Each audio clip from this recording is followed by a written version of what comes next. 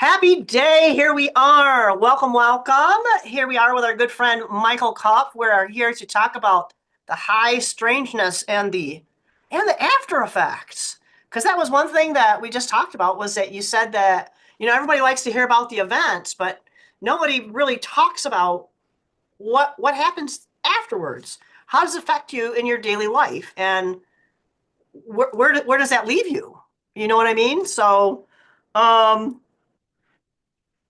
so I guess the other conversations that we had too was about what high strangeness really is, and sometimes I think that the high strangeness can be like a lack of a better way of putting it, maybe like a bleed over effect from a dream state into reality, or maybe even having a dream and having it feel like it was real and having some sort of relationship in this reality. I mean, there's all kinds of bizarre connections that we can make with what high strangeness might mean to somebody. Right, exactly. And I just want to preface too that I'm using a virtual background, so every once in a while, if you see something that looks strange, yeah, we decided, or I decided to use a virtual background because this is a different type of show. So just putting that out there so everyone's not thinking there's something strange happening and I'm somewhere off on another location. But yes, high strangeness is very interesting, and the things that I'm going to share are my personal experiences, and some of them I have lead up stories to, and some of them tie in together. So I may jump from one story to another story just because of the timeline and how it happened. So everyone, just all I can say is buckle up and enjoy the ride. Exactly. That's what it's all about, and what we can glean from it, what we can learn from it. And there might be people out there that could even relate to some of the similarities of this ride that you're gonna talk about. I feel like that there are people that have had very different experiences to you, but they will be able to relate to not just the experiences, but it's like you said, the after effects. And I think that that's what really interests me the most is that when you have some of these things that you go through, whether it's something that you would consider to be a high strangeness or whether it's somebody who went through a more what you would consider a traditional trauma, you feel like you're a little more isolated and that people can't relate to you. And that's one of the reasons why I want to kind of do this is because I feel like people need to have the realization that you have someone, a lot of someone's who've gone through what you've been through. They are different experiences, but they are things that you can relate to. So I think that's the overarching reason for doing this. So one of the things that I think we talked about was that not so much that it was the experience itself, but maybe briefly give a background on what you're going to describe as the experience and talk about the after effects. And I think first thing you mentioned earlier before we hit the go button was France, because you've literally physically been to the places that you're going to describe. It's Right. not like some OBE or something like that. These are things that places that you've physically been to. Maybe give a wee bit of a background on how you got to the place that you were at and where that left you and to process that. Right. Well, before I start in France, there are three events that preceded that. So, like, and to be help to clarify what's going on is I have shared these experiences before, but I've never shared the impact that they had on me. And that's where we're going to be going today is I felt like nobody ever shares that part. So thank you for giving me the space to share that. And so before I jump into the events, what happened that started all this was in August, um, not recently. It was probably 5, 10 years ago. I don't remember the exact year, but it was the end of August, and I was working a volunteer event, and my job there was to prevent people from going backstage area. Well, I was at the top of a staircase that has terrazzo flooring. So if you know terrazzo tile, you know it's very unforgiving. Well, somebody walked out of the door and made a U-turn and started going back to the backstage area. And apparently, I normally go every other step so I can get down the stairs faster. And apparently, I missed all the steps and landed at the bottom. And my leg felt like I had pulled a muscle. So I got up and I tried to put pressure on it so I could walk it off. And the second I step on it, I was like, ooh, no. I was like, let me give it a second. So I tried that 3 times to walk on this leg.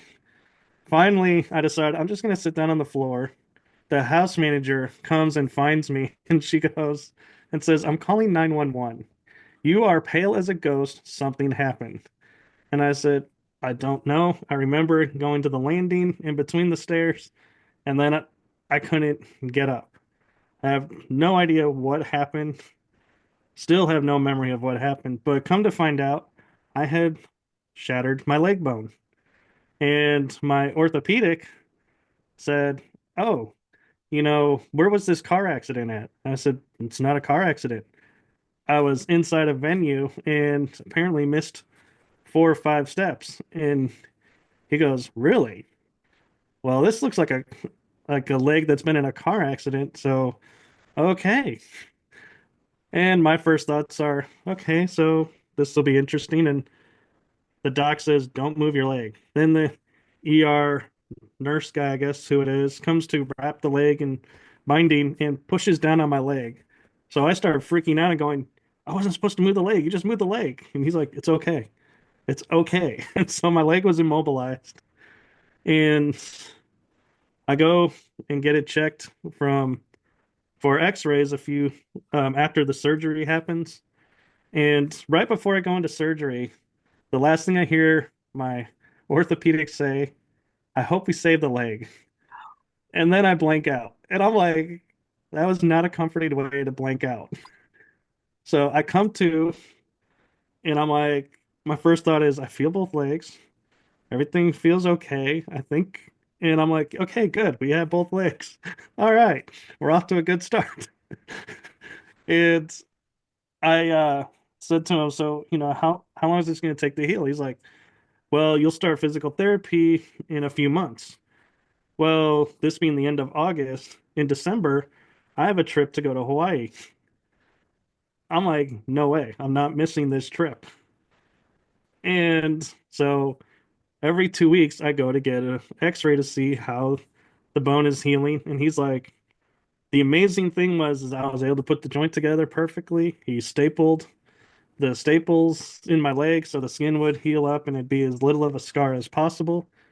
And he said he only had to cut one nerve. And so for the longest time, I had a numb spot on my leg from one nerve being cut.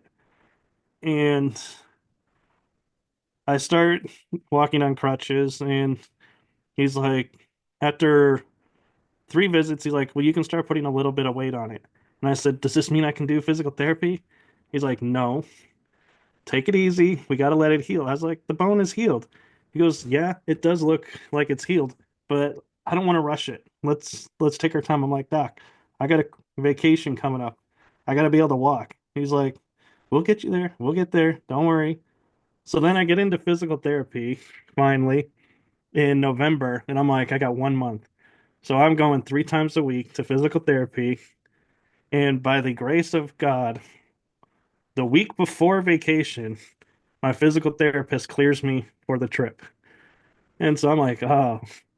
So we get to the airport, and maneuvering airports on crutches is not fun, but able to get through the scanners.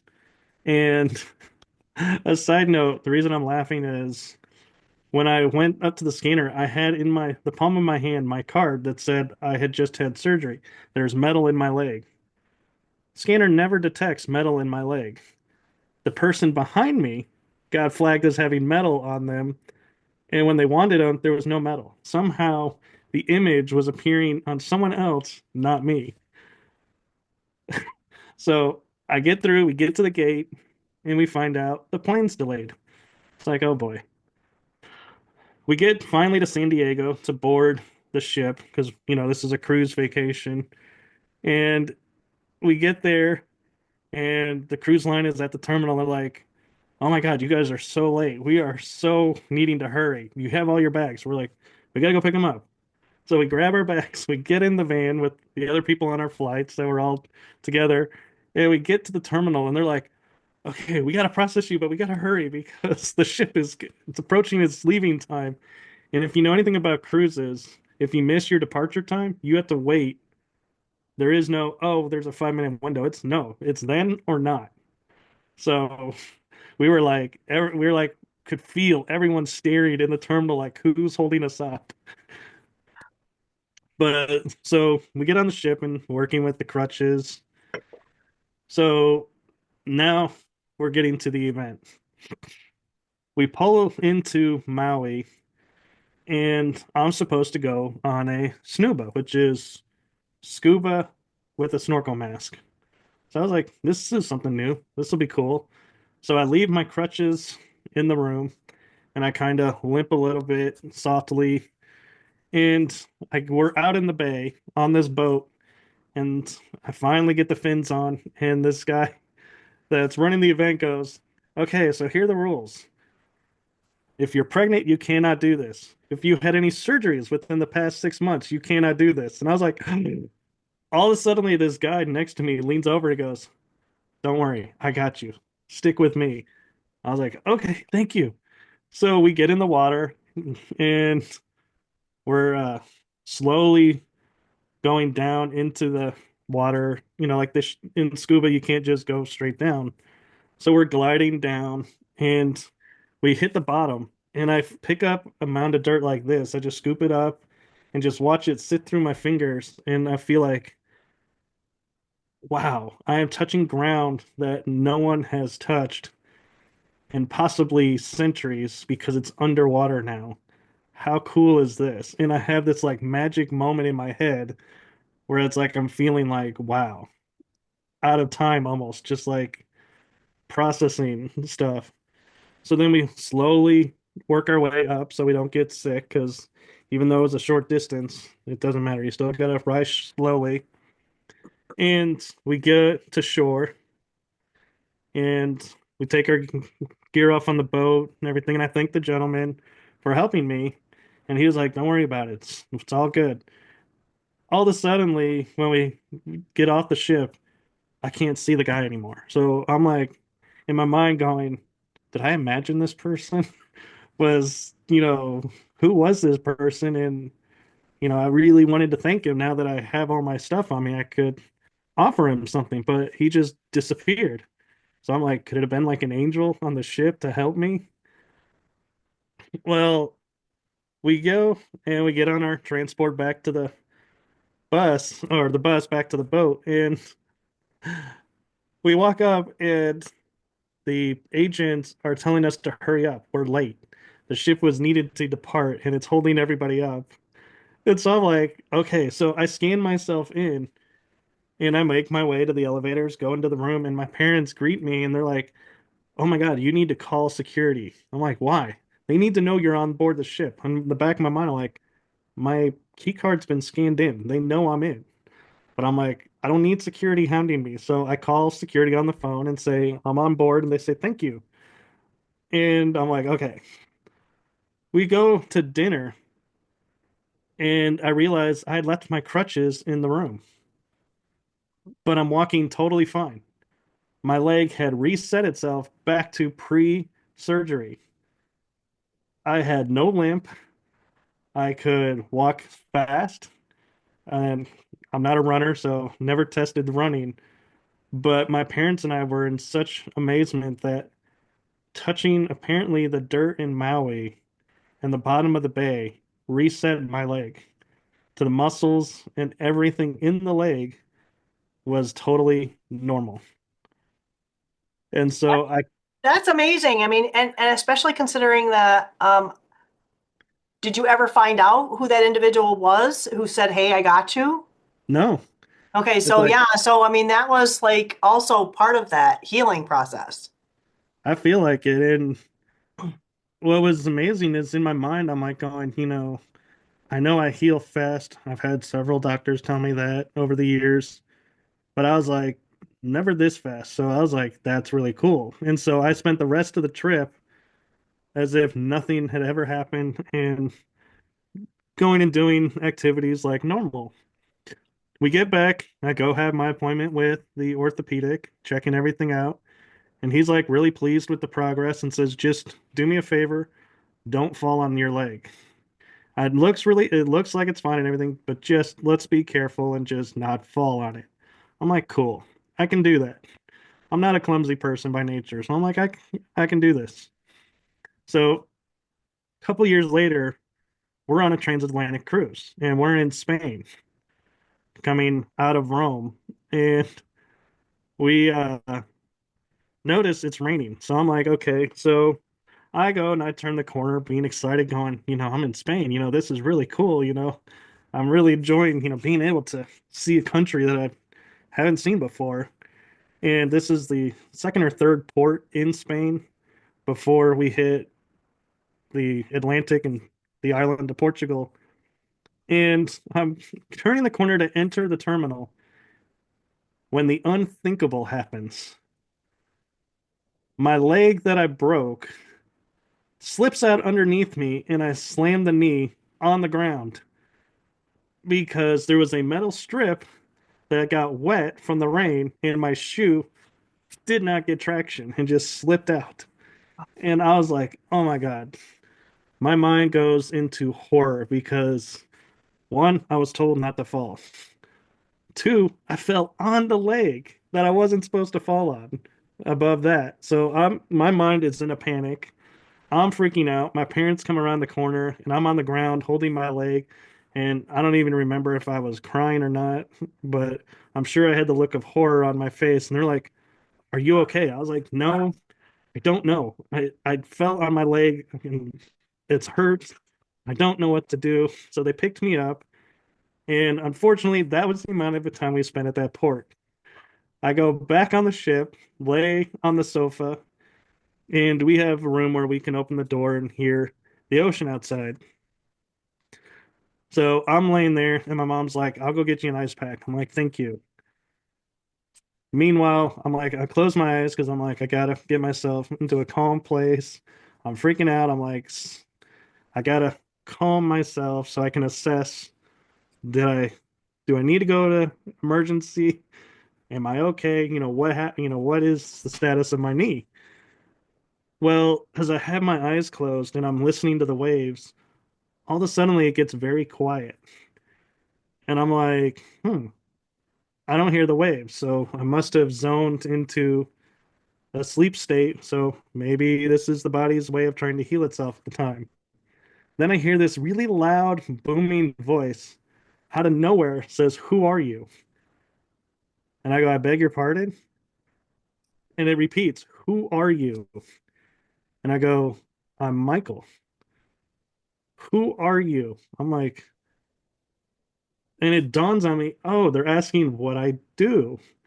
I go, well, I can do Reiki healing. I do this stuff, that. Then I'm like, it gets quiet for a second. So I'm like, okay, what's going on? Let me take a moment to assess. Where's this voice coming from? What is your element? It yells out next. And I go, my element? What is your element? And I go, water. Where are you? And I'm like, what do you mean, where am I? Where are you? It says again in a loud, booming voice, mind you. And I go, and all of a sudden, without answering, I feel this tingling all around my body. And I go, oh my God, I'm on the freaking ocean, which is pure water. So I start to surround my body with the energy and essence of the water. And my leg goes from throbbing pain to nothing. And I'm like, I got mobility back in it, feeling well. My mom comes in the room and goes, here, I have your ice pack. And I was like, well, I don't think I need it anymore. I told her, I said, I had this weird experience and my leg seems to be fine now. And she's like, well, let's just take it easy. So we're like, okay, yeah, we don't go to shore. We go to dinner and call it a night. But that voice, I have never before had an experience where a loud, almost sounded masculine, but I don't know if I would could say if it was a male or not. But yeah, and when I talk to people about it, they go, we've come down to narrowing it down to two options. One is it's my higher self reminding me who I am and what I can do. to get me calm and centered. And the other was it was a being that was helping me. Well, that's kind of interesting because that was exactly what was going through my head when you were talking about how you heard this booming voice. And just what I've been kind of studying outside of just everybody's experiences because they have to have like a common thread. And when you said, well, it could have been your higher self, but I don't know if we even really understand what that means yet. Um, it's almost like when you mentioned that I don't it's like a guide who might know more, have a higher, and I hate using higher, lower. I don't like the word ascension. I like the word expansion because it gives a better, I think, connotation of where we're at and what we're trying to figure out where we're at and who we are. Especially when you mentioned that there was sudden quiet. And I think that's almost like your consciousness was pulled into a different realm outside of this particular construct that we're in right now. And that the voice that you heard, and I know you said it has masculine, but That could be the mind just yeah, but that's not wrong though, and that's what we can relate to here. It's got nothing to do with gender. The masculine and feminine have absolutely nothing to do with gender at all. And then it was booming because it was almost like it needed to get your attention. You know what I mean? Would your attention have been gotten quite as quick if it had not been booming? The way is the word that you use. So right. with And between the sudden quiet and then all of a sudden you have this booming voice. So I don't and know. It just feels like that this is something that could possibly be a guide because I think we have teams of guides who are advocating for each and every one of us in this other realm outside of where we're at and helping us navigate with the things that we're going through. right. And the other thing that I rarely ever mention that I feel like to add context is the booming voice had no form. I never saw anyone or anything. It was just a dark space where I heard the booming voice, and it was like part of me was like comfortable, I think, with the voice, and another part of me was like, you're saying, it got my attention. It snapped me out of the fear of what was happening and brought me back to a place where it only took three questions for me to figure out where I was, what I can do, and to get to it. Right. That's the thing that interested me. And when I think about, it took three questions. Well, one could say, well, what is three? Spirituality. That's why I'm like, could this have been my higher inner self saying, hey, we have your attention now. Let's, get to work. We are who we are. Or like you're saying, a guide that says, we know who you are. We know what you can do. We can get you there in three questions. And they worded them in such a way that it was right what I needed to hear. And even though they repeated some of the questions, I still count them as one question because the verbiage never changed. It was always the exact same question repeated till I gave the answer I needed to hear and that they wanted. Well, and the other question then too is, you said it was the same question. Was it the same tone in the question? Because a lot of times, you know, just saying, being a mom, what do you mean? What do you mean? I mean, there are different ways that you can say a certain phrase or a question that will have a different connotation or forcefulness to it. Were they all consistent when you heard them? They were identical. They were all consistent. So it The wasn't just the same words, boom, the it same was the words. same, it was the same impact. Right. Okay. Okay. And that's important because you're not necessarily gonna take it that way. And it's like it's gonna take you back to that same place. Here's the question. Your head's over here. You're gonna have the same question, and now your head's here. You're gonna have the same question, now your head's here. Now you've matched up to that question then. So you had to pull yourself back to their question. Right. And Okay. I was studying paganism, or I just finished studying like the first level of paganism at this point. And so when I got back, I thought to myself, who can I talk to about this experience to help comprehend what had taken place? And I reached out to my friend who taught the pagan class, and I said, and I explained to her what happened. And she goes, "What do you mean you were able to do that? No one at level one has ever, in my experience, been able to pull in elements and do elemental magic. How did you, are you, I can't begin to explain how you were able to do that. Your guides must have given you that answer to do that." And my first reaction was, well, to be honest, I don't like it when people tell me I shouldn't be able to do something because I do something, I do it. I don't sit there and go, oh, wait, so let's not do this because we're not there yet. So that always gets me a little bit because I'm like, yeah, everybody progresses and is at different stages. But then I also realized in this is her perspective. And so she is actually, in a roundabout way, complimenting me on being able to do something that she herself could not do at that time. So I was like, wow, that's really cool. And it's really cool that, yeah, I can do that and that it works. And so I then the following year I go through this program where it takes men only, for the program it's called the Mankind Project, and it's based on the Native American rite of passage of boyhood to manhood because that's something that we have gotten away from. So we never really have had what does it mean to communicate as a man versus a boy?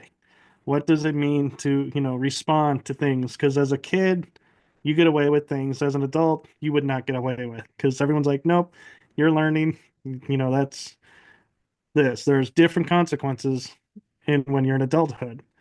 So I finish a weekend intensive. Their introductory into the program weekend. They call it an adventure.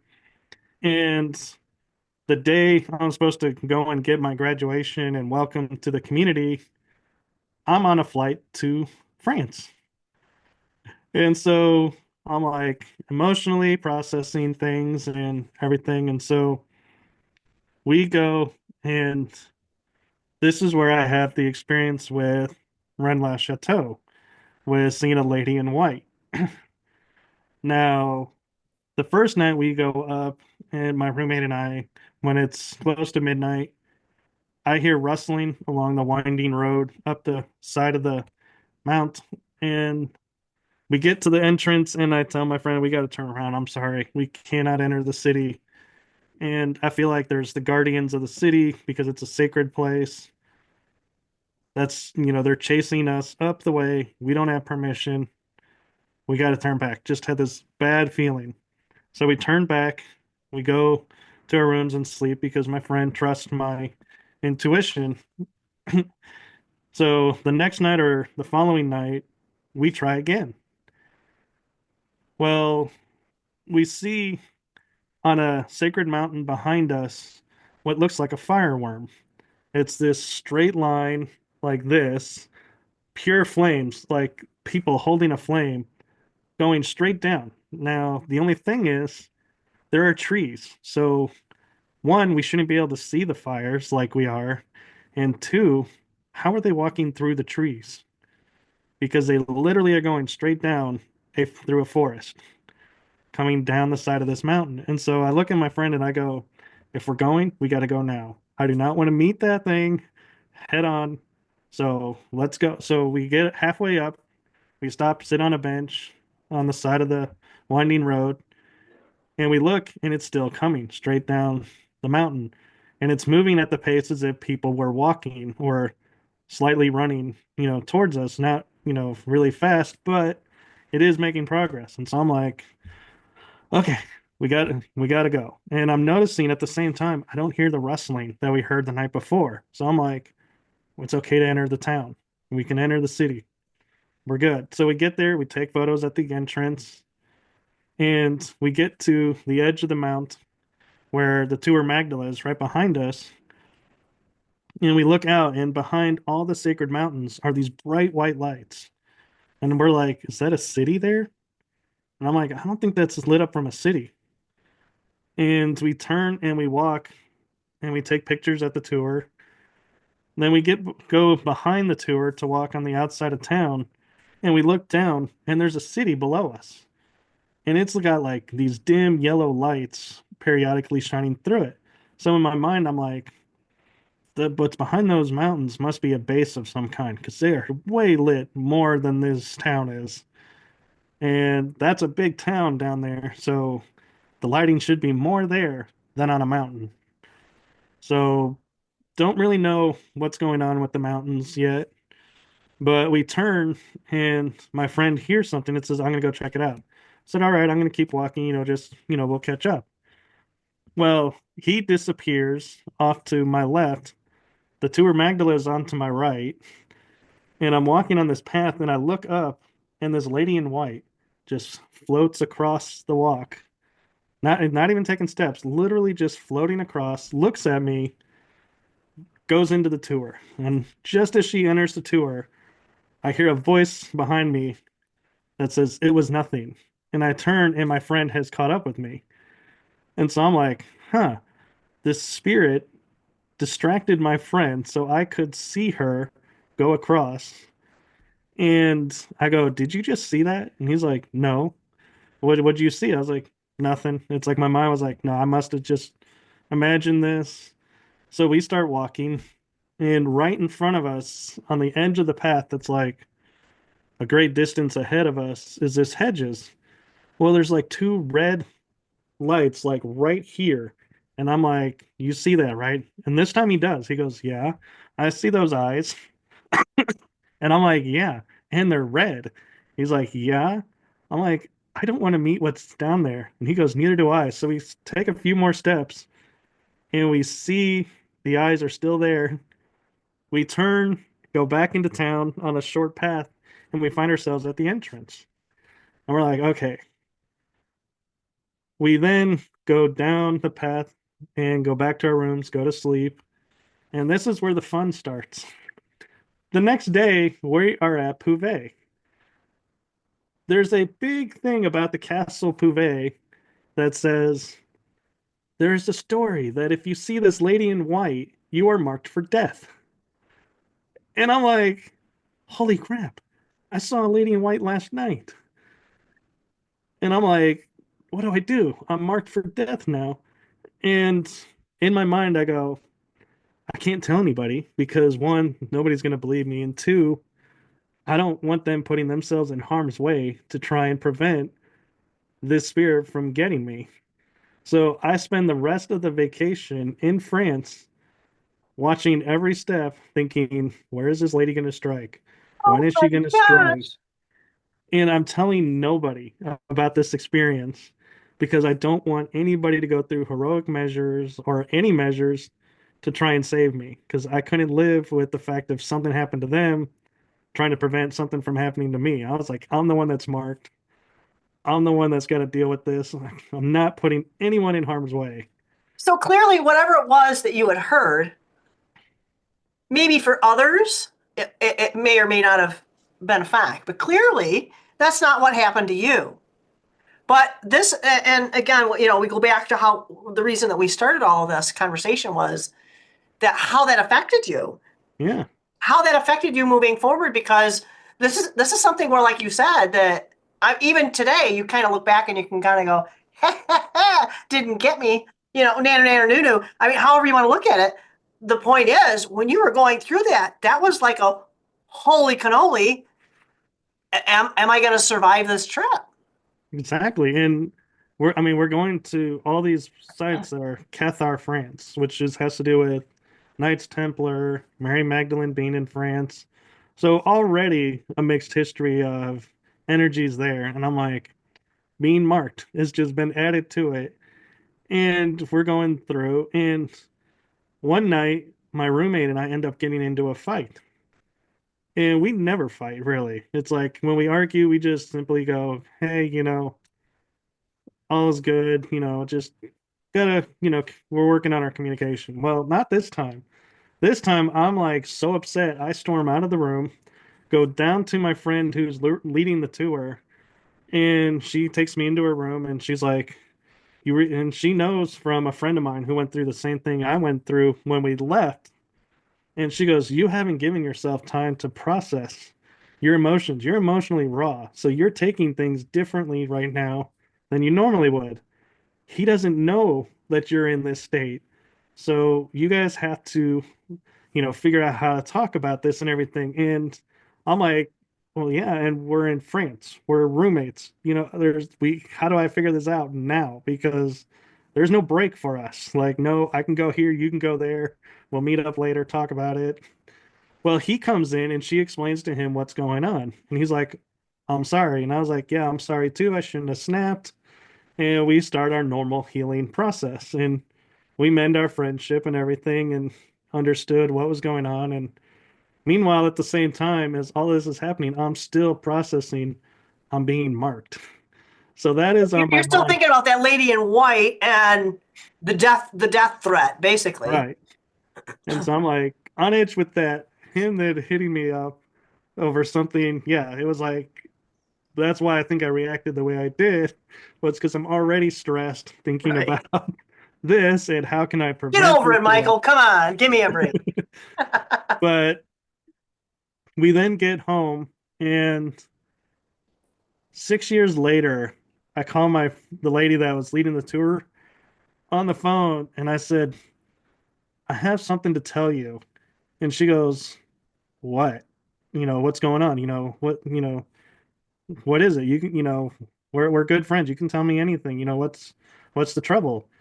And I said, "In France, the night before we went to Beauvais, I saw a lady in white, and she looked at me, and I looked at her, and she goes, okay." I said, "Do you remember the sign at Beauvais Castle that says a woman in white is a omen of being marked for death?" And she goes, "Oh my God, Michael, why are you now telling me this? Why didn't you tell me then? You've been carrying this?" I said, "Yes, I have." And that was the first time I had spoken out loud this had happened. For 6 years, I kept myself quiet, thinking if I say it, she'll know where I am, she'll know she has me, and may make her move. So I was in this mind warp for 6 years, keeping quiet about this event because I didn't know how to handle being marked for death. And come to find out later on that there are two women in white doing paranormal studies. One is, yes, an omen of death, and another is just a spirit could just be a spirit.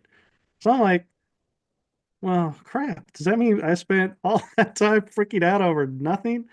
And then on top of that was I go, she never actually, now that I think about it, reacted to me looking at her.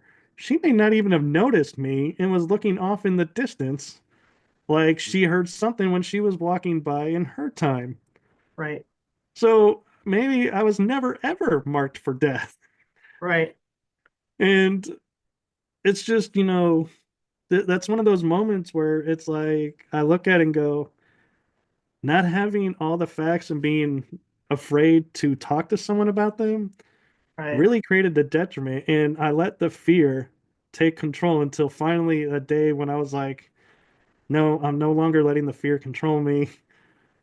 I'm taking my power back from it and now getting this other opinions and talking about it and going, yeah. So it's like this is one of those moments where I feel like this is why we need to share the impact because other people may experience something thinking, "Oh my God, this is horrible.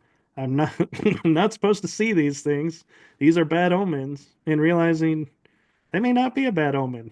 You may Here's the flip side to that, to the flip side to all of that, though, really is, if you had not thought the worst and the thought processes that you need, not saying that this is for everybody, but for that you personally had to go through that to kind of process and thinking the worst, and this is the story that you were given. So let's say that your higher self was able to share that with you, that this woman in white was this death wish and all this horrible stuff, and you had to live with this.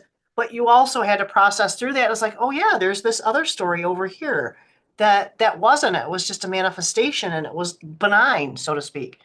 A lot of times it's almost like we go through these trials, if you will, to help us realize that we forget the power that we do have, irrespective of whether we realize that, yes, it was this omen of death. We still have the power of saying yes or no to that. We don't have to give our power to this so-called omen. We still have the ability to deny that. And whether that's going to work for us or not is another story. But the idea is that we have the ability to control our own story. And maybe that was a part of your revelation that there's actually two stories to this. It's one I didn't know about. Now I know about this other story, and hey, life is good, right? So, I don't know if that sounds convoluted or not, but it's kind of to me because I think a lot of people kind of maybe relate to that is that, you always think the worst. You always feel there are a lot of stories, I think, of the lady in white, right? It's not just in the area that you're talking about, correct? Right, they're all over. They have stories all over. They're just like all over. Like, you see the lady in white, it's like you're screwed. But that's not necessarily the case, and your testimony to that. So, yeah, I think that that's really kind of a testimony again of being in touch with who and what you are. And maybe that was just like the long route that you in your own personal experience had to go through. In that, it's just like with your leg, it was the same kind of thing. It's like, oh shit, I'm screwed. I'm at the bottom of the freaking stairs, and I'm not gonna be able to get to my Hawaii trip. But you ended up making that happen out of sheer will, and then finding without even realizing it. But your intention was there. Your intention was to heal and do what you wanted to do to experience this whole trip. That trip was important to you on some personal level, and that you were able to connect through. I think you said you reached down in the ocean and you were able to pull up the earth or the sand, and that was part of your healing and realignment of your leg. So I mean, it's all kind of like interconnected, but we don't realize it in the moment. That that Yeah, that is like a super healing. yeah. And it gets better because But wait, there's more. there is. We go to Montsegur and we're in the castle ruins. And if you know Montsegur, this is where the last stand of the Knights Templar were on Friday the 13th. Hence the Friday the 13th omen.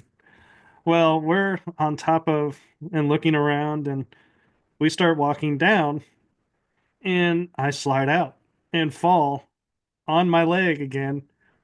And my friend, my roommate, and the lady leading the tour were the only ones that knew I had leg surgery. And they see me go down, and he rushes up to me. He's like, "Are you okay? Are you okay?" And I'm like, "Dude, I just slipped. I'm okay. It's all right." And I had a completely, totally different reaction this time and just got up and I was like, "It's all right." And they're like, "You sure? Because, you just fell." And I was like, "Yeah, I'm okay." It's like I took a moment to go, "Oh crap, I did just fall." But then I was like, nothing happened. That's good. We're all good. And so that I wanted to share that part of the story too because it shows the growth from Spain where I fell and was in fear and let it affect the trip to now a year later in France and same thing happens, but it's like, nope, not letting it ruin anything. I'm in touch with the body. Everything's good. Not making a mountain out of a molehill. Don't need the drama. We're free. I'm not afraid of it. We're good. And just walked away and went on with the rest of the vacation. Well, that's good. That's awesome. And it was kind of funny because I mean, not that I was traveling anywhere, but we used to have horses when I was in my teens, and when we had two horses, so when my sister had gone up to college, I had the responsibility of exercising both of them, and hers was she was only two, and okay, long and the short of it is, in the cowboy movies when they pull back on the reins and the horse's head turns and they Yep. fall on their side. Okay, so I'm not a stunt woman, and that's what happened. And I'm grateful that I wasn't wearing a saddle. We had like a little pad. It had stirrups. It was like this thick, and it just strapped around her little belly. And she did. And it was on a road, and there was a semi truck. So, I mean, I could have had my head taken off by the semi. I could have had all kinds of really bad stuff happen. As it was, she fell. I mean, still, it's, 1,500 pounds of filly on my leg, and I have gravel on the inside of, you got your knee, and that's the inside of your knee. I have gravel here, on the inside of my knee, very limber on one side. I guess the point is that when I had gotten up and walked her home, I wasn't very far from home, but I was able to limp home with her. Uh, you know, that whole experience was kind of rough. But then again, like you were saying, here you have this other experience. You're in a different, country, and you fall again, and you're going, oh my God, this is happening again. So here I am on a different horse, my horse, with a saddle. The reins broke. He's decided he's just going to go. And here I am on pavement. And it's like, oh, poo. He's not going to stay upright. He's going to slip. So he goes down. And I start yelling, my knee, because my knee was pretty jacked up from that first accident, which was just a year earlier. And I'm screaming, my knee, my knee. And really, there was nothing that happened to it. It was just the thought, that recall of that previous accident, that brought this whole thing back to me of thinking, I'm jacked. I'm not going to be able to do anything. I'm going to, lose what little social life I have as a kid. So I think there's a lot of stuff that runs through our head when we're dealing with this kind of trauma, because ultimately that's what it is. And maybe that's what the lesson is how we are able to deal with these different types of trauma. Right. And it's also a great way to, as we talk about growing spiritually and saying, yeah, I'm not the same person I was before.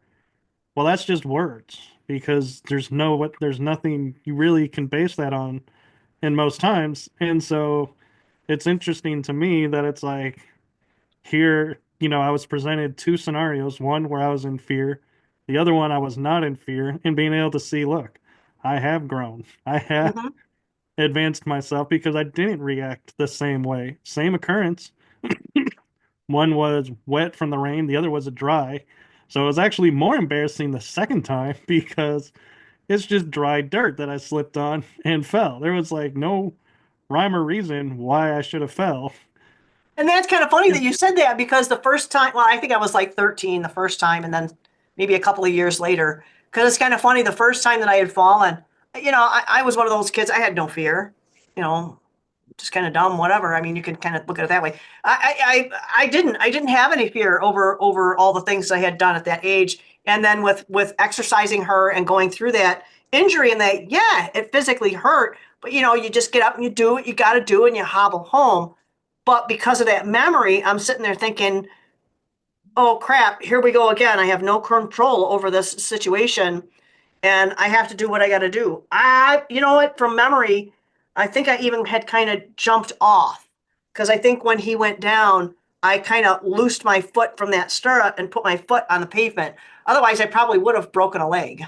And again, it's like in that moment, I think that it goes beyond our ability to even comprehend what's going on around us, and that's possibly what was going on around with you, that you may not have realized the intervention that you had the benefit of, that you felt that was part of who you are, that may have influenced your reality and where you are right now. Does that make sense? It does. Okay. So yeah, so all those experiences were all intertwined because they all had to do with the leg, so to speak, in some ways. And the next experience I had actually occurred on my birthday. And I was on a trip in Egypt where a friend of mine that I had known for 20 some years was leading the tour, and I got to meet his wife and his friends, and I was like, this is really cool. And they were all on this river cruise together, and every night when we would sit down to eat, the first night they were like, man, we're kind of sore from all the walking and everything. Not sure how we're gonna do this. And I was like, well, do you guys need energy work or anything? And they go, well, yeah, but do we know anybody? Does anybody? And I was like, I do Reiki.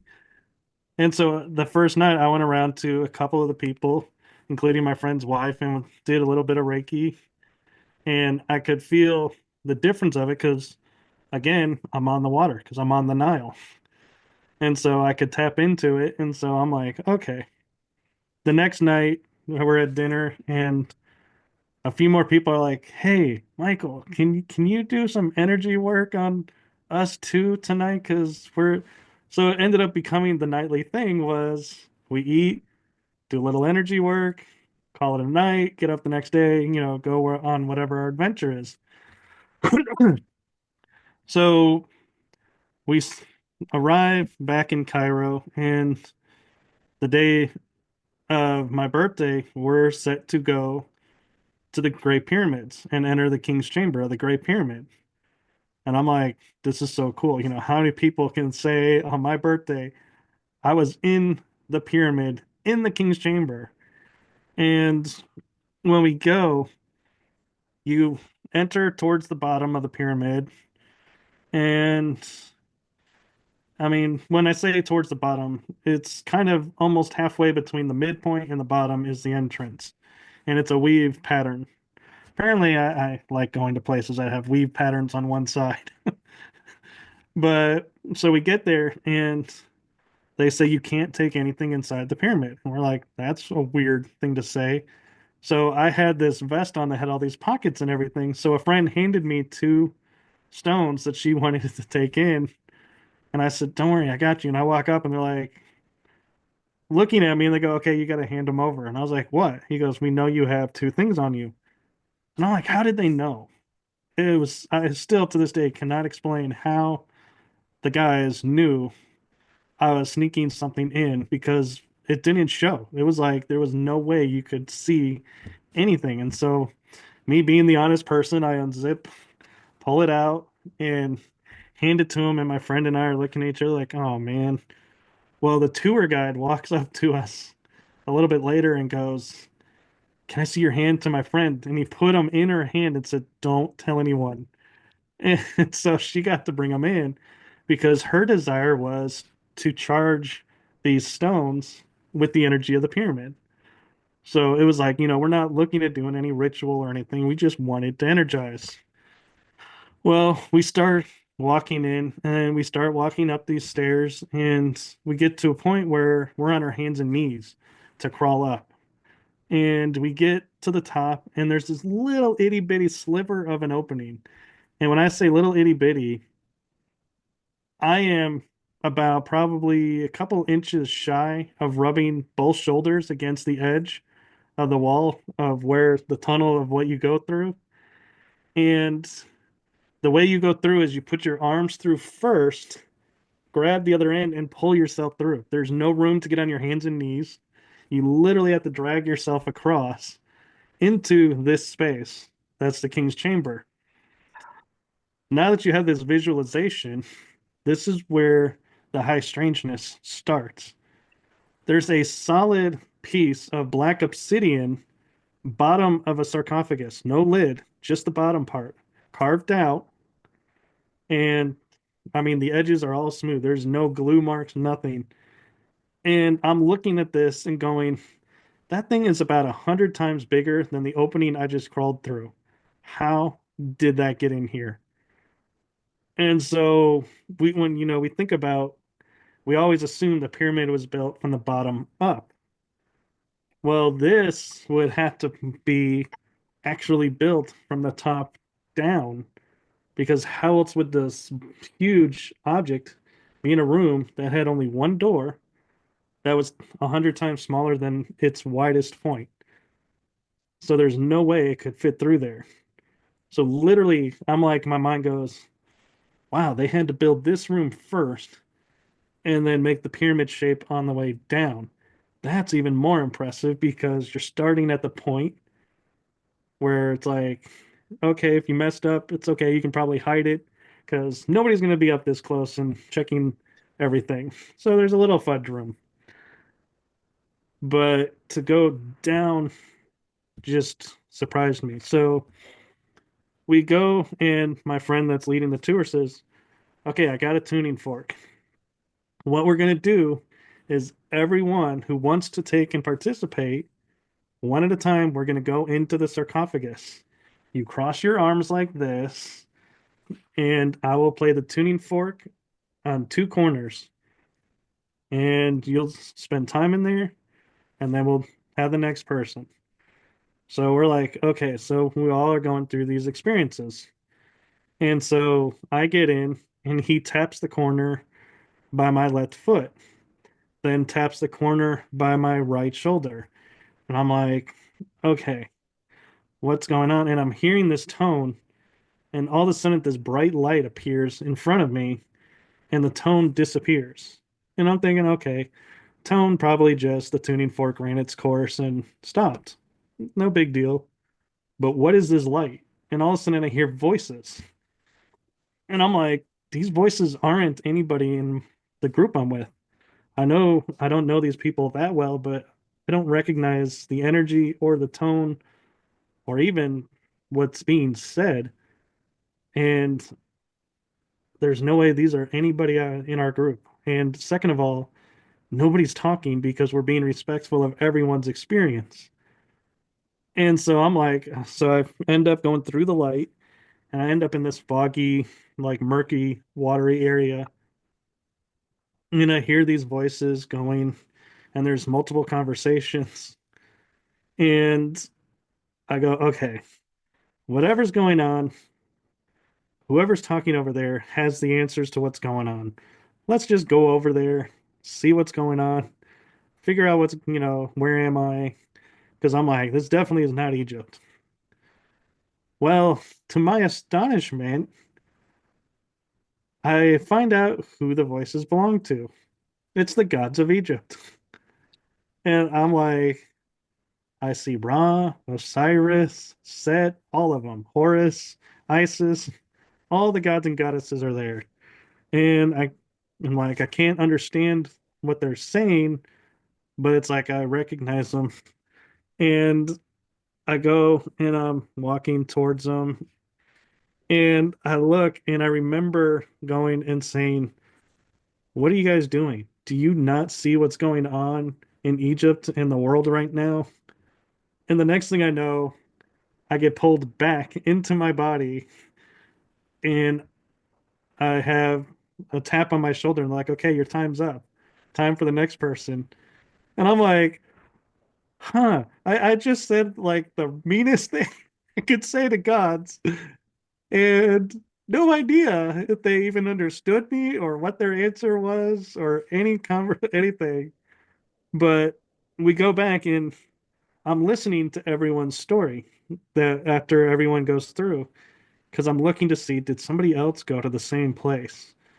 Especially after me. I'm like, if they went after me, did they go, who was that jack off that came here and had the audacity to speak to us in such a vulgar manner? And I'm like, because that's where my mind was. I was like, I didn't have a chance to like smooth things out. I'm like, I'm thinking, yeah, my tone might have been perceived as aggressive towards the gods. And everybody had totally different experiences attuned to themselves. And so we're like, that was really cool. So we end up leaving the king's chamber, and this is where the high strangeness strikes again. I'm interviewing my friend who was on the trip with me, and she says to me, she goes, "Now, Michael, what did you experience in the queen's chamber?" And I said, "Queen's chamber? We never went to the queen's chamber." She goes, "Yes, we did. You went into the queen's chamber." I was like, I had zero memory of stepping foot in the queen's chamber. And she goes, and she starts to share her experience in the Queen's Chamber. And I'm like, why is my memory of the Queen's Chamber blocked? Like, my memory is King's Chamber out of the pyramid. We never stopped for another room. And so that to me is like, usually means I had an encounter or something happened that prevented me from having recall of this moment. And so I started to think to myself, well, maybe the fact that I had this incident with the gods in the king's chamber, processing all of that, didn't really pay attention and didn't really, kind of went through the motion of the queen's chamber. So I was mentally not there. Maybe that's why I don't recall. And then there's the other part of me that goes, well, I don't have recall of these scenarios in my past either, but those are hidden from me for protection. Did something happen in the Queen's chamber that I'm being protected from and not sharing for the same reason as these other memories? And so now I'm like in this quandary state of why don't I remember the Queen's chamber? And it's my birthday of all times to be, doing something. And the synchronistic of it is my roommate on the Nile cruise and at the compound where we were staying, because yes, we were in a compound because it's Egypt. We had armed guards outside the gates of the compound, was from Australia, Perth. His birthday was the same day as mine. What are the odds of finding a birthday buddy that's your roommate? Not too likely. Not too likely. But yeah, I think that is very significant for not remembering anything about the Queen's Chamber. Um, so how do you feel like that has repercussions for you as far as you have a lot of memory and a lot of detail as far as what happened to you in the King's Chamber, but no recall of the Queen's Chamber.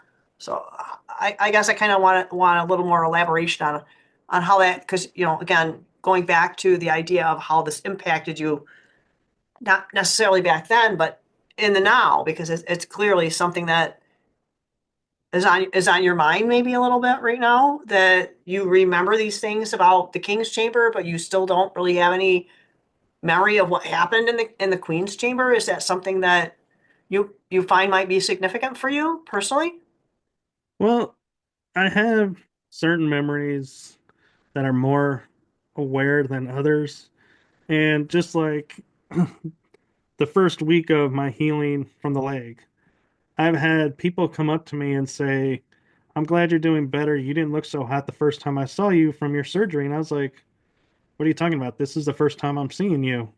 And they go, I saw you during your first week of everything. And I had taken one hydrocodone pain pill and I was feeling kind of off from the pain pill. So I never took any others. I totally went through my entire surgery, no pain pills, recovery, laying on a biomat, putting birch oil on my leg for healing the bone. And I Yeah, feel bad. for people that don't understand that hydrocodone, and it's an oxycodone. It's an opiate, so it can be highly addictive. And for me, anything like that is kind of I don't know. It doesn't take the pain away. It just makes you get to a point that you don't really care that you hurt. So that's the kind of the background with something like that. That I don't know that it necessarily takes away your memory, but I think it does make you not really give a rat's about what your body is going through. Well, apparently for me, it took my memory because it's like I've even tried meditating and cannot access anything from that week. Yeah, so you may have had something that was way beyond as far as the pain goes, because any of the opiates and opioids that having some experience with that kind of stuff, working in the substance use disorder field, and personally having been prescribed them as well, that it's something that it really doesn't make you feel better per se. It affects that part of your brain that tells you, yeah, if I have this, I'm gonna feel better. But when you're taking it, not so much. So it's kind of like a dichotomy sort of a thing. So it's unusual that you would lose your memory over it. So there might be something going on different with you, Michael. I don't think that it was the oxy. I think it was something that is beyond that, outside of that, maybe even. Well, I have never been raised on chemical medicine. I've always been Yeah, raised on same. herbs. Yep. Like Tylenol makes me nauseous. I can't do it. I don't have anything in my house. I don't have aspirin. I got nothing. Sorry, you have to bring your own. Yeah, so I feel like because I was raised on herbs, that's the only thing that Yeah, was different. yeah. And And your body's going to respond differently to that as well. So, I mean, this I'm might not be a little saying that, divergent to that, but it's again, it's a what your body is more receptive to. I haven't had sugar in my house, but so for years. So if I have something with sugar in it, I have a really bad reaction to anything with like sugar or refined sugar. I'll get like hives and this whole sinus thing as a result of having something that had sugar in it, refined sugar. So, everybody's going to react a little bit different to that kind of thing. Some people can sit there and eat donuts and bread and all kinds of crazy stuff and not have it affect them. And it's like, no, I don't do candy. I don't do any of that stuff. But if I did, this is what happens. You just get sick. yeah. But yeah, and I find it the most interesting thing about the Queen's Chamber incident is if she had never said anything, I would never know I missed it. My Right, memory is so precise of one point to the next that whoever weaved it in such a way that I didn't even notice a piece was taken out. And right. so that's the thing that catches my awareness and is like something else had to happen because the only time I've ever had memories like that are on like the astral plane or when I'm out of body. So somehow, some way, I apparently went out of body, perhaps in the Queen's chamber, and have no memory of what I did or where I went, unlike the King's chamber. So it's like almost like the King's chamber was okay for me to remember this. I needed to remember this. Queen's chamber, they're like, okay, we're gonna do this, but we don't want you to remember. Is it that they didn't want you to remember, or maybe that you weren't quite in a place to fully process it? I don't want to say accept it because I think that's not an appropriate way of looking at it, but maybe even fully integrating or processing what you were exposed to at that given point in time. Do you know what I mean? I mean, even today, if you had access to, and I'm sure you do. I mean, if you looked at maybe, well, asking what happened during that period when I was in the Queen's Chamber, is that something that would be beneficial to you? And maybe that's part of it too. That is that something that would be helpful to you to have access to. Do you know what I mean? And I do. And the strange thing is, my friend, when she was telling me this, I said, well, I'm sure, everything was voluntary. And I probably just said, no, I'm dealing with this from the King's Chamber, processing this. So maybe I'll skip this room and go on, just head out. And she's like, and she was very adamant, no, I remember seeing you. We all went in there. And I remember seeing you go in. So I'm like, that to me is like, okay, so I did step foot in the Queen's Chamber, just don't know why. And so, yeah, it's one of those great mysteries. And someday I'm sure the memory will come back and I'll be like, oh, wait, the Queen's Chamber. Yeah, that's where this or that happened. Now I now I remember. And it was, apparently locked away for me to access it at this point. And now Mhm. whatever happened there, I need to know for the next step. And so a lot of times growing up and having awareness now of memories that I should have as a kid that I don't have, and in talking with people and going, is this normal? And they say the only time they've ever heard of someone having memories blocked like I do is they say is there's something that they're keeping you and those around you safe from. And if you accessed that and shared it, you could potentially be putting harm or a target on someone. And so I'm like, okay. And so looking at what the correlation of those memories and the memories of my trip in Egypt, I'm like, yeah, I can recall every temple. Maybe not recall the name of the temple, but I remember going and seeing the flower life at the Osirium. Went to Saqqara and had a strange blue light appear in a photo near a sarcophagus underground, and there was no blue lights around. And going and seeing Nefertiti's tomb, driving past the mountains where the Nag Hammadi was found. And it's like I can remember going to all these temples, spending sunrise at Philae, which is the temple of Isis, that they moved the Nile so Philae could be where it sits. And I was like, when I heard that, I was like, man, I know the Egyptians were good at building, but man, they knew how to naturally move a river and change its course. And I'm like, that's an impressive feat. Being that, all of our pictures of these people is loincloths with spears or tools. And I'm like, you wouldn't expect them to have the knowledge. Like today, we couldn't figure out how to naturally move a river and change its course. We're doing all these studies and using all these mathematics and science and engineering. And it's like, we have options. They knew. So it's like really makes you sit there and go, I really don't think we've gotten wiser through the centuries. I think we've lost some of our knowledge over the centuries and have a different picture of these people back in ancient times, especially Egypt, and going, these people were either helped by forces outside of the planet or our known world because they were making advances way beyond what we would consider possible for a Stone Age or Bronze Age people.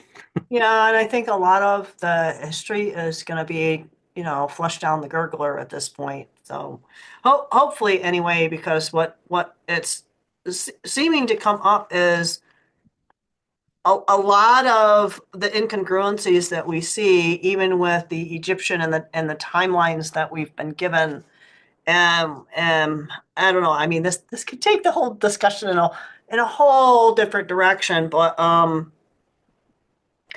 yeah, I think a lot of our own personal experiences have a lot to do with our trying to process what makes sense to us in our current paradigm.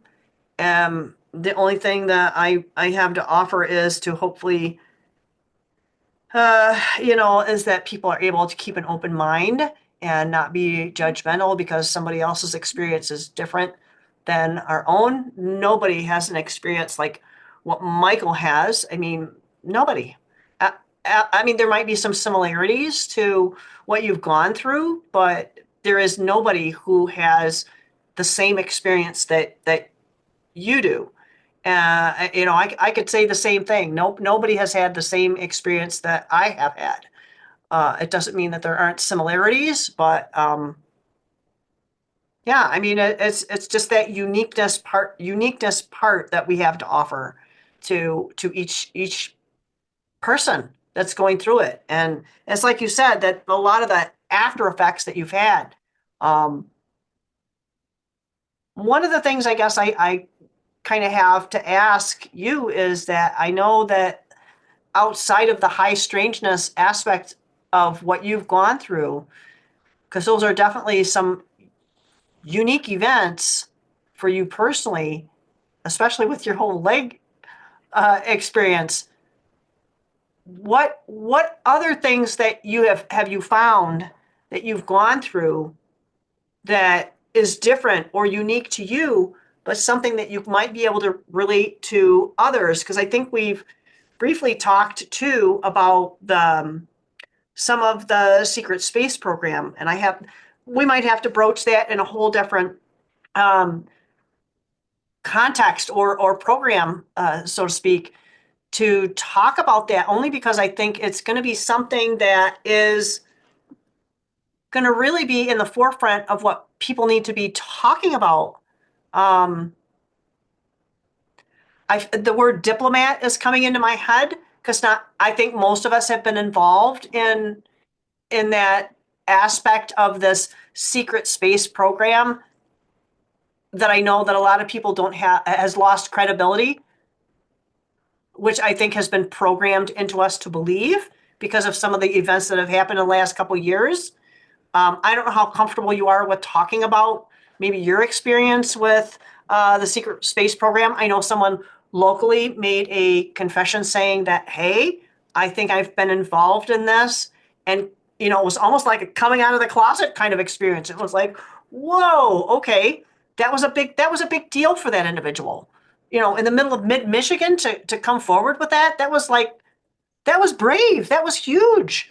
So I don't know how you feel about that, Michael, but if you want to kind of segue maybe that into another type of program, or is that something that you could link with your high strangeness of maybe being part of this experimental space program that I believe that I don't think is part of our government per se, but is part of humanity, part of our where we're at right now. Wow, that's an interesting question, and that's a deep question. It's very deep. I would say for me personally, the fact of going through these experiences, when I heard Tony Rodriguez sharing his story in person, I could not only feel his truth, but it's like I could see it on him. I could it's like it resonated. And I feel like if I had not gone through these experiences leading up to that moment, that I probably would be like, that sounds so far-fetched and so out there that I can't even begin to fathom that. And I'm not so sure about, credit, do I believe that's possible? I don't know.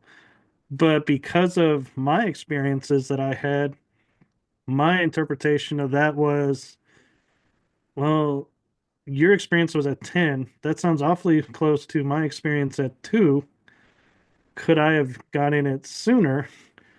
Does the age matter? And it's like it started me going, wait, what other similarities do I have to your story that now makes sense? And it got me talking to other people about the secret space program and hearing their experiences and giving me the courage to say, hey, look, I had this when I was growing up. Is that something that sounds familiar to you? And they're like, no, but what you're describing. So, for example, when as a kid, we draw pictures and we have imagination. And I'm not saying, everybody's imagination is something else. I'm saying for me, one of the things I would draw when I was not in school drawing an image for a teacher, I was just drawing to draw. I would show a mountain that has no doors, but inside the mountain was a level where there were aircraft, where there was ground craft, and I'm like, this looks like a military base, but there's no doors.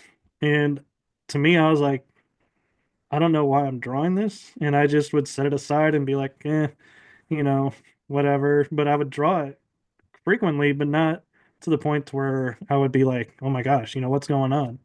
But then hearing Tony's story triggered me to remember, oh my gosh, I drew a picture of a mountain base that has no doors. And so when I had one of my guests, Arkeem, on, and he was sharing his stories about being in the programs and what he went through, I had the courage to say to him, did you ever draw a mountain that had a base in it with no doors? And he kind of laughed and he goes, well, Michael, you got to understand these people use portals to transfer back and forth. So there wouldn't be any doors. And the only way you could know that there was a base inside of a mountain is you were there. And I was like, and in that moment, it was like, holy crap, this is real. And it's like you had that aha moment of, okay, I'm not making this up anymore. And I'm not just imagining. This is reality that's been taken out of my mind. And now I'm slowly starting to piece together, going, huh, so if that's real, is this now real, this memory? And is this memory tied to this? or something else. And so you start to go through this process of weaving and going, almost learning what are real memories and what are programmed memories. And when I say programmed memories, I'm not meaning memories that were put in my mind to cover up something else. It's memories that were actually tied to work in the programs. And so that's the tricky part for me, is because I grew up kind of a little bit different than most people in that I was raised free to choose what I believed. So I went down the metaphysical path. So things like astral travel were second nature to me. I never was told you can't do that. Never told these, things that you're dreaming aren't real, that they're real. And that's really cool that you can do that. Well, now I have to figure out, where do they fall? Were they mine, or was I doing something else and remembering bits and pieces of like a mission somewhere? Right, and I think the complexity is too is how much of it is our will to travel somewhere and how much of it is a programmed command, if you will. Do you know what I mean? It's kind of It like is. there is that free will aspect in all of it. But then again, people talk about, well, I like to astral travel, and it almost sounds like it's in some form of entertainment. And I guess that's how some people look at it. I don't look at it per se that way for myself, but it's more of an experience, I guess. There are weird memories that come up for me. I even have, without getting too graphic, memories of being a male gladiator. Um, and yeah, I mean, there's just some really weird things that can come forward. And I guess in our own reality of where we're at here and now, it starts getting really, I don't want to say it's not convoluted, but it gets really complex. And I think that that's where possibly the reason is that we need to have not a dumbing down, but a limiting of our memories because they can become a little too overlapping and maybe enmesh. And it makes it difficult for us to function where we're at right now. Well, I know it would be for me if I started really thinking about some of the stuff I've seen and feel and that. So yeah, it's just very different. and there's an element to your example too that I feel like was overlooked and adds another layer of complexity, which is something I deal with all the time, is when you say a male gladiator, that could have been a past life that you're remembering. And so, because I've had memories of past lives come through where I remember doing stuff, being somewhere. And so now I go, and when I remember something, I have to go, okay, is this past life? Is this astral travel? Is this program? Where does this fall? And how do I determine which is which?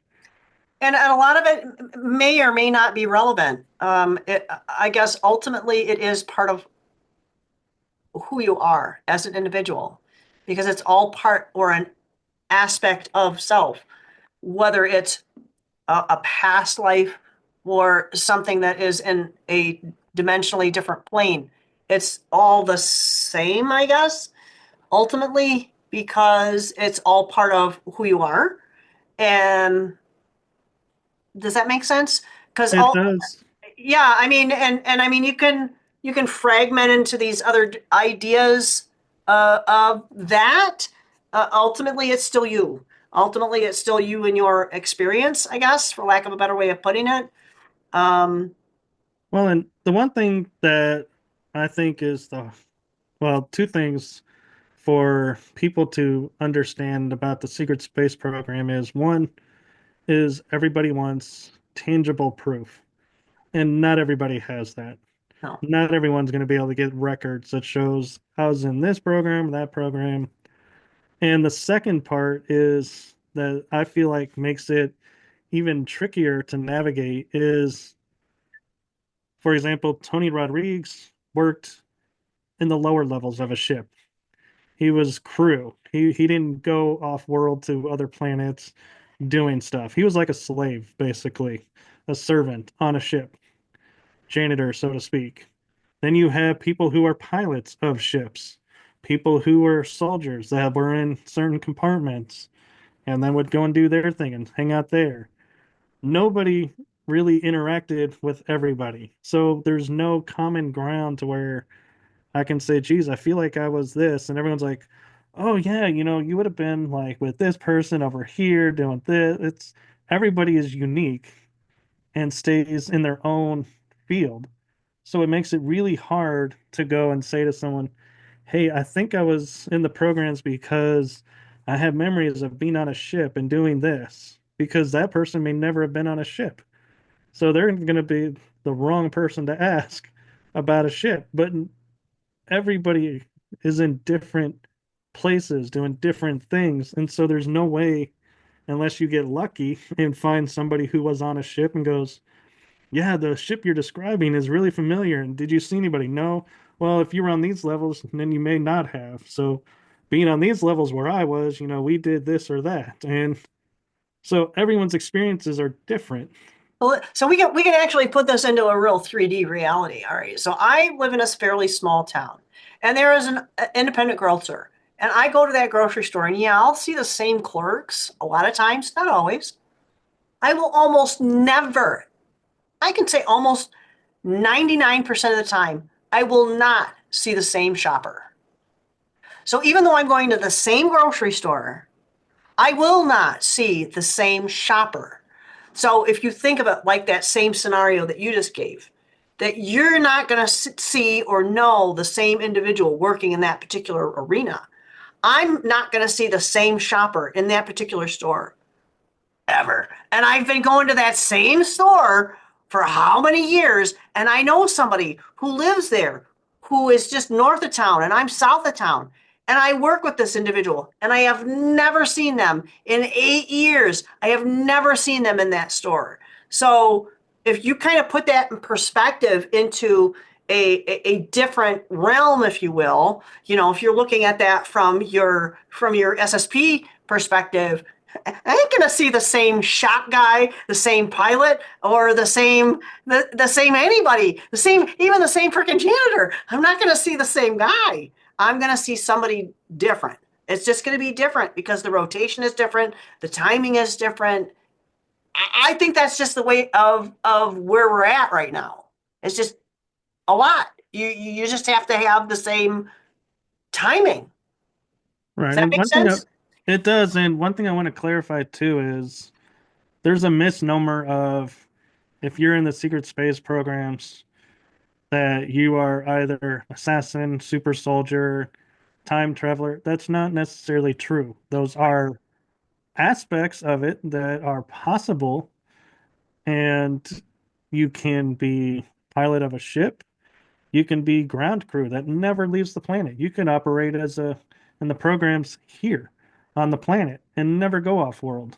Right. I Or mean, you it's can kind of operate off world and you never see a ship or hear it right. appear there. I have coworkers that, it's kind of funny. When I worked in a different department, where absolutely love the people that I worked with. The one gal, she had been in the Navy for I don't know how many years. And it's like, that is so cool. She goes, yeah, I'm not so much. I've never been on a ship. Her whole time that she was in the Navy, she was never on a ship. So you would think that somebody who had been in the Navy had been on some ship. Nope. She was in Chicago for a while. Okay. Well, like what? Like the Navy Pier? It's just kind of weird that, when you think of somebody who is in the Navy, that you would think that they were on a ship at some given point in time. And no, they were never on a ship. They were always on land. So it's just the same type of thing that you think of someone being in a certain position in a certain faction of a military arrangement that they have this. It's like, I have family who have been in the Air Force. I mean, when you think of somebody who's been in the Air Force, never left the ground. They were always on the ground, never in the air. They were always on the ground. They were part of the military. They were part of the Air Force Police. They were always on the ground.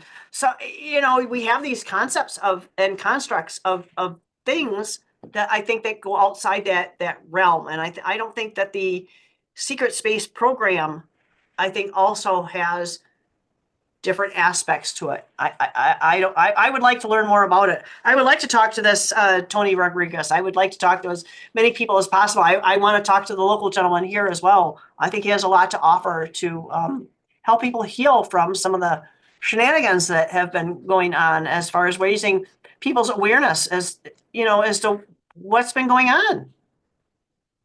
Right. And there's three terms that are thrown around a lot in the program community. And real quick, I'll just give a little explanation of, and the first one is MyLab, MILABS. Those are military labs where the military takes someone, schisms, programs them for something, and your program is run through one of the branches of the military. So they're classified as a MyLab. Now, SSP is Secret Space Program, which could be MK Ultra, could be MK Delta, could be a number of programs. That one is a generic term that pretty much covers everything outside of the military, meaning you could be Hollow Earth, Inner Earth, extraterrestrial based. That's the Secret Space Program, SSP. Solar Warden is kind of falls into that category, even though it's run by military, but it's more of a protective force than a yeah. They get interwoven, and so it gets kind of tricky to Mm-hmm. run the web. And the other one that gets thrown around a lot that people don't maybe understand is Nachtwaffen, which is a German branch of the secret space programs that has been in operation since World War II and is based out of Antarctica, as best of my knowledge, and in New Schwabenland, which I've been reading is they're kind of changing the name of New Schwabenland, I think because too many people are recognizing it for what it is, so they're trying to hide it again. And so it's like, I think I've seen somewhere where it's New Schwabi, and I'm like, that's not really kind of hiding it, just a little easier to say, maybe. And Sorry, that makes me think of Schwabby the Hutt. I don't know. It's like, but yeah, and so when you hear people talking about different aspects, if you were to meet someone who says, "Yeah, I'm MK Ultra," and someone who is my lab, chances are these people have never crossed paths. So they're not going to recognize each other. They're not going to know each other. So that's another facet of layers into how they keep everything such a secret. And when you think about how our military works and government works, everything is compartmentalized. yeah, You can have several layers of officers on a ship, and the lowest ranking officer only knows what pertains to his field.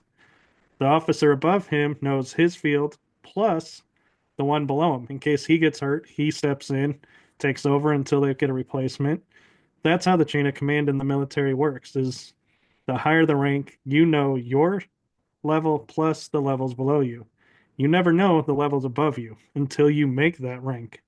So like a colonel or not a colonel, sorry, a lieutenant will never be an admiral and do what an admiral does. That just never will happen. Now, a lieutenant can be in command of a ship for a small, like, cruise, like a cruise into port to decommission. A lieutenant can do that because you're only driving the ship from point A to point B. You don't need a true captain to do that. The true captain is on board during times of crisis because they know how the ship operates in a wartime versus just everything's turned off. So you don't have to worry about a missile firing or a gun firing because they're all deactivated. So that's why the ranks are the way they are. And if you think about it that way, that's why people in the programs don't necessarily know, like, for example, me being, let's say I'm a pilot, I'll know what the ship looks like, I'll know how it operates, and I'll have familiarity with how many people could be on the ship. Could there be military being transported on this ship? Because some ships are designed for that. Some ships are designed to escort like a command crew for a quote diplomatic meeting. You don't take a military force on a diplomatic meeting. So the ships are smaller. Or it could be like in the terms of Star Trek, a shuttlecraft, where it's just you're dropping the command crew off to the ship from the planet surface. So that's where pilots don't necessarily know everybody either because every ship is different. The shuttlecraft pilot may not know how to operate the ship that transports the military men to the surface and back because it has a different function. So it operates differently. It's bigger. It has more mass, where the shuttle can weave in and out. So piloting it, very different.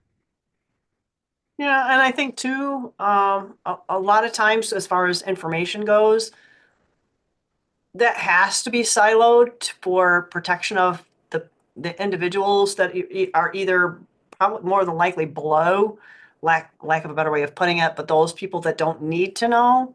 And I think that that's that lack of transparency that people don't like.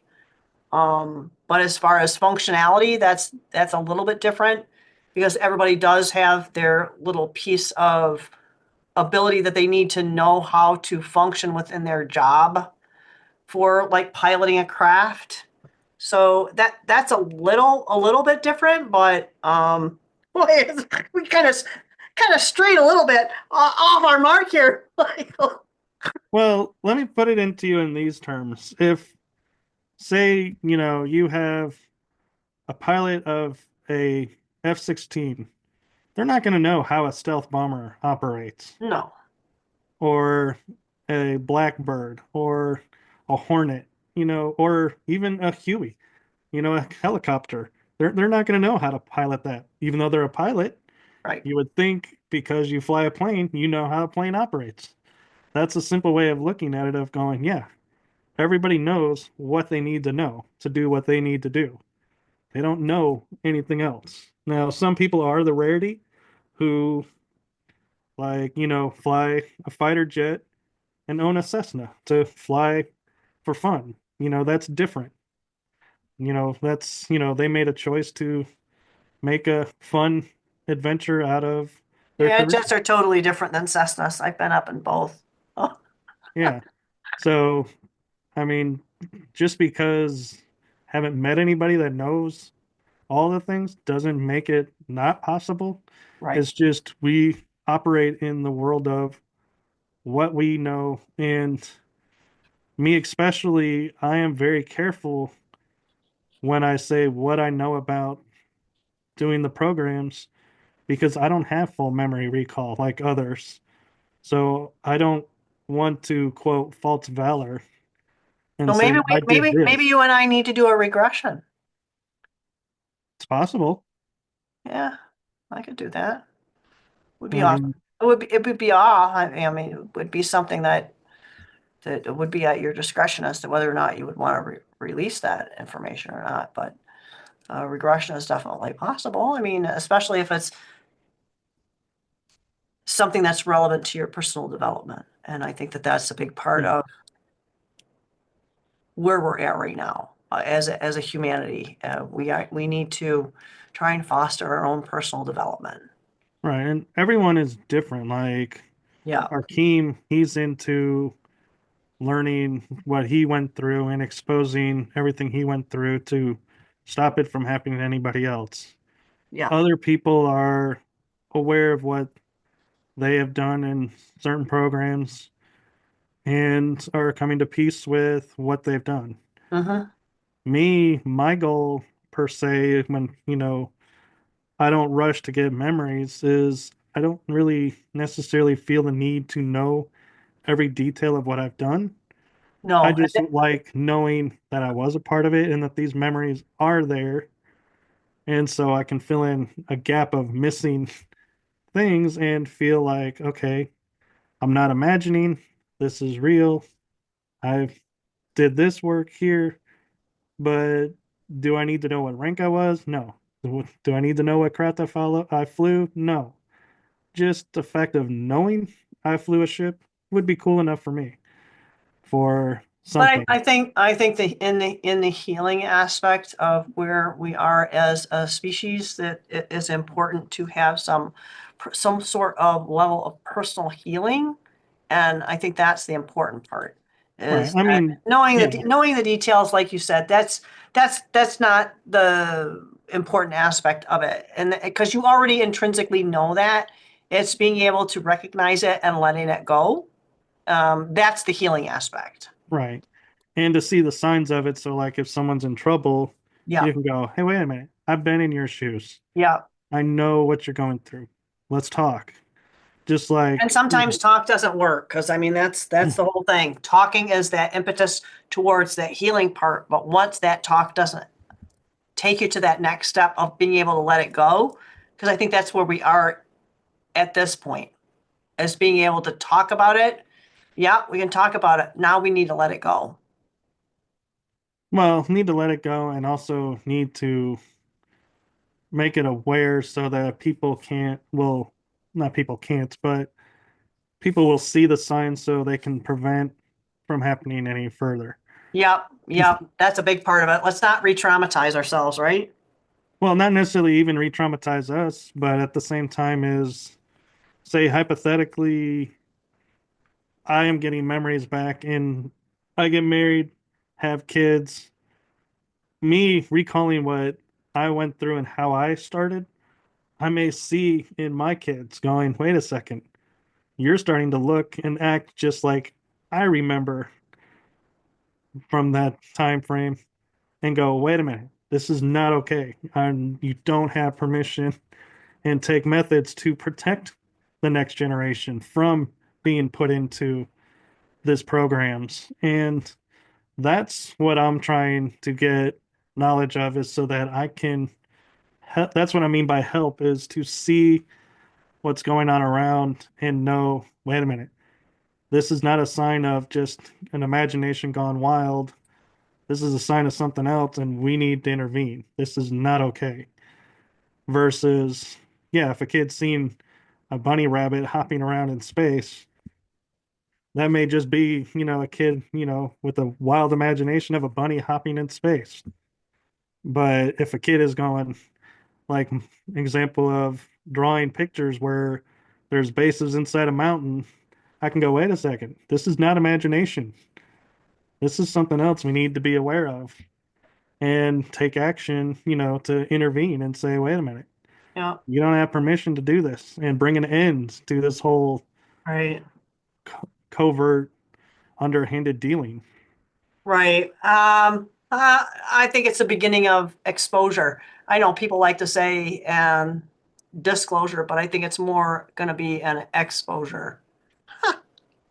You know what I mean? So Yeah. anyway, all right, we've been going on for a hot minute. I'm going to put all the links in the description box below and the recording and same for myself.